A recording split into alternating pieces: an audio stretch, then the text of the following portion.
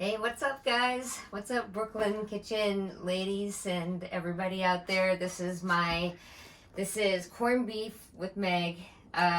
First thing we need to do is get some mirepoix in our pot because what we're gonna do is boil our corned beef. That's how you do it. For years, I just want to call it braised, but I think, as tradition goes, it's boiled. So first, now I've got parsnips, which I'm just going to cut into half. And long ways because this is going to be a rack for the corned beef. I can eat it later if I want, going over here. But I don't have to. Coming back. I just want to add this for flavor for my corned beef as it's boiling. I love a good mirepoix in just about anything. Mirepoix being carrots, onion, celery, but you can put parsnips in as well. Parsnips and fennel for that matter. I'm going to pick the leaves off of this celery because I might want to put it into my Colcannon because I think it would be delicious. And celery leaves are delicious and we should be eating them. So I'm just going to pick off the leaves so I can use those later. But then everything here I'm going to put into my veg bag for stock because tomorrow I/Jen are going to show you how to make bone broth, like real bone broth, and how you can do that yourself so easily. So big chunks into here.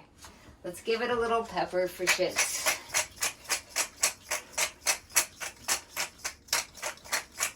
And if I had any time, I'd throw thyme in. Oh, here, I have some green onions, so I'll clean up those tops. This is what I love about having just a bunch of veg. So I'm going to use the rest of this for Colcannon, but because we're cooking, I'm going to add these green bits into here, because, I'm sorry, the white ends of the scallions into here, because the white ends are just better for cooking. And the Colcannon is going to be raw, so I want to use more green in the Colcannon. Okay, so anyway, so I have a little mirepoix here, and then I'm going to add some Scotch ale. I'm going to go ahead and boil this corned beef in Scotch ale. Can you see how brown that is? That is deep. That's gonna add a lot of flavor. Like a lot of flavor. A crazy amount. Can we get that in slow-mo? Oh my god, do you know what that looks like? That looks like a Guinness. Boom! All my Irish dreams coming true right here. Alright, so now with my corned beef, I brine this for 5 days. It's only 2 pounds. If you have more than, I would say 5 pounds, then brine it for 10 days. But if you have 5 and under, I would say brine for 5 days. So you can see, so I brined it for 5 days. You can see that it brined all the way through. Do you see how pink it is? That's a beautiful, beautiful brine. So it went all the way through. I would know that it didn't go all the way through if there was like this bit of brown in the center, which means it just hadn't penetrated all the way through. But so this is good, and then I set it in the refrigerator for a couple of days just to chill out after the brine, and let the brine just really just go and soak in. So now I'm just gonna add this to my Scotch ale / Guinness. Anyway, so that's going. I'm gonna bring it to a boil, and then I'll go turn it down to a simmer, and we'll just let it boil we'll check it after 45 minutes. Hi. Okay, so now we're gonna make the Irish Colcannon. Colcannon is a very Irish dish of mashed potatoes, kale, scallions, or green onions, same thing, and cabbage. And I've done a couple of different things for my Colcannon, but we'll go through that.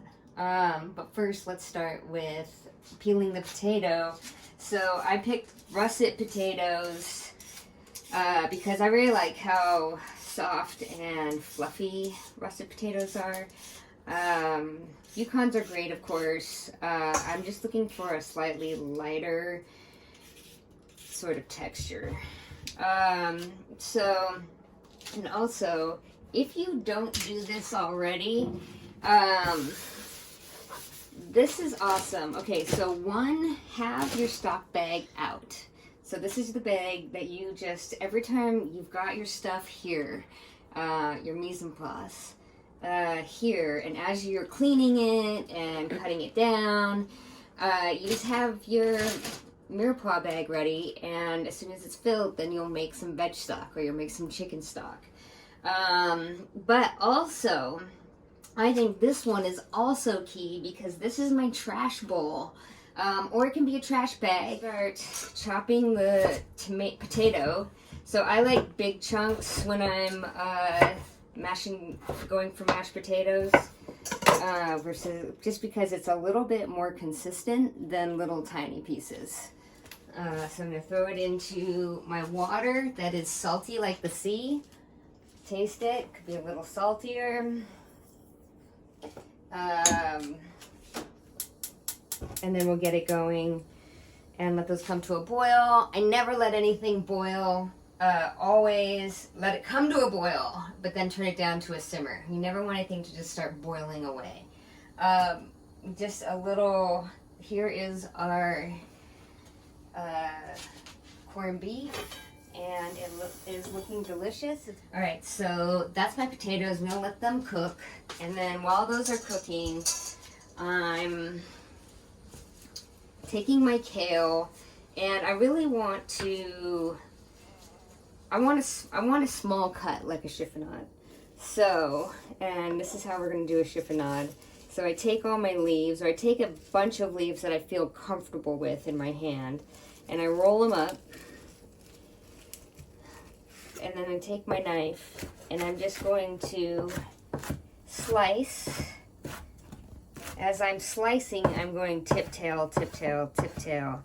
This is how your knife works, is this gliding motion. And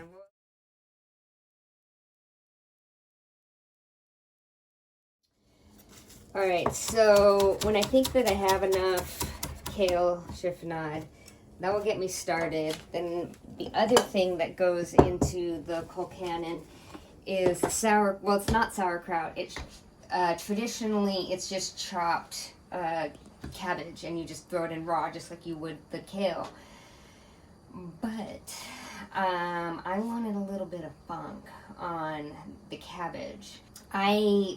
This is only 3 days. I can go as long as 10 days. But I just wanted to basically ferment just slightly the cabbage to get a little bit more cabbage flavor out of the cabbage. So I think that's going to add to the yumminess of my Colcannon. The last thing that goes into the Colcannon is green onions. And I'm just going to slice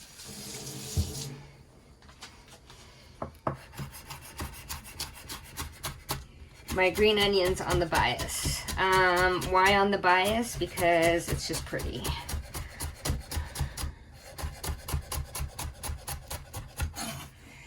So Got some scallions cut on the bias. Now I'm gonna pickle the cream.